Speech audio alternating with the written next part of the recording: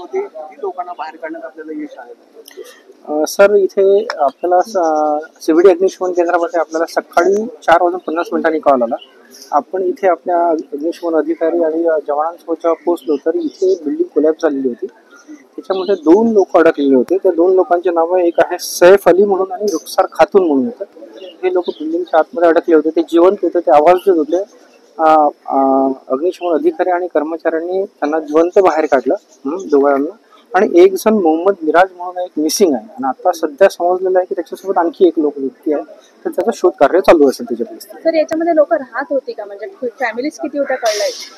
Sir, तेवढं तर काही कळू शकलं नाही, पण ही बिल्डिंग मध्ये लोक राहत होते असं समजलेलं आहे. ती पडायच्या वेळेला बाहेर निघाली होती किंवा पळाली होती?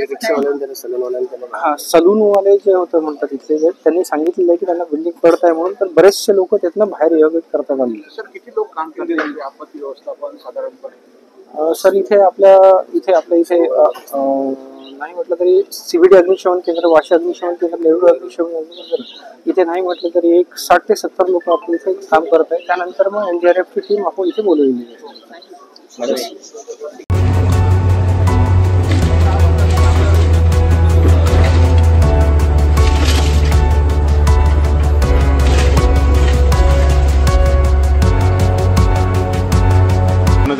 मध्ये बांधली अशी प्राथमिक माहिती आहे.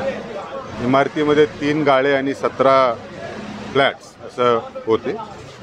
आत्तापर्यंत आपण ह्या इमारतीमधून ज्यावेळेस इमारतीला आधी थोडं तडे गेल्यानंतर किंवा आवाज आल्यानंतर बहुतेक लोक बाहेर आली. 39 लोक आणि 13 मुले ही आता बाहेर आलेली आहेत. अजूनही 2 लोकांचा शोध सुरू आहे. बाकीचे आम्ही आता जी माहिती घेतली ती सर्व, आणि जे काही हे 39 आणि 13 लोक आहेत त्यांना आम्ही निवारा शेडमध्ये पाठवलं आहे. मला 5 वाजता माहिती मिळाल्यानंतर मी स्वतः साईटवर पण आलो. माझी सगळी टीम आली. NDRFला इन्फॉर्म केलं.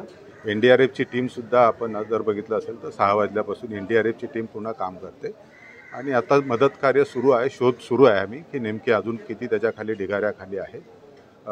तो आपल्याला आल्यानंतर आम्ही आपल्याला माहिती देऊ. सर, ही 10 वर्षापूर्वीचीच इमारत होती.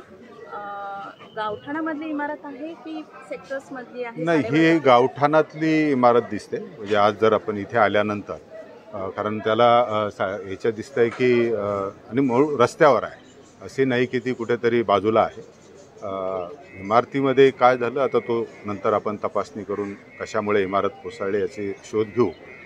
परंतु मुळातच दिसतंय की ह्या कंजेस्टेड एरियामधल्या इमारती आहेत. सर, मनपा प्रशासनाशी या इमारतीमधील लोकांनी काही पाठपुरावा केला असल्याची माहिती समोर येते. स्थानिकांमधून तशी माहिती भेटते? नाही, माझ्याकडून तर अशी काही माहिती आलेली नाही की कशासाठी पाठपुरावा केला होता. मला तरी काही माहिती नाही. थँक्यू.